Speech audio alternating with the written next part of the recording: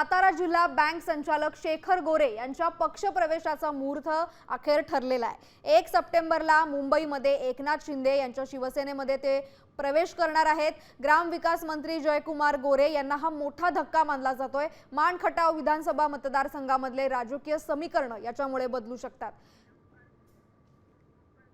या संदर्भात अधिक माहिती घेणार आहोत आमचे प्रतिनिधी ओंकार कदम यांच्याकडनं।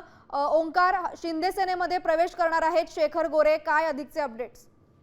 नक्कीच हा सातारा जिल्हा बँकेच्या साताऱ्यातील एकूणच राजकारणावर मोठा धक्का समजला जातोय, कारण शेखर गोरे हे स्वतः सातारा जिल्हा बँकेचे संचालक आहेत। त्याच पद्धतीने त्यांच्या मिसेस सुद्धा जिल्हा परिषदेच्या सदस्य आहेत आणि ग्रामविकास मंत्री जयकुमार गोरे यांना सर्वात मोठा धक्का आहे हा, कारण मानखटाव विधानसभा मतदारसंघामध्ये त्यांची मोठी पकड आहे शेखर गोरेंची।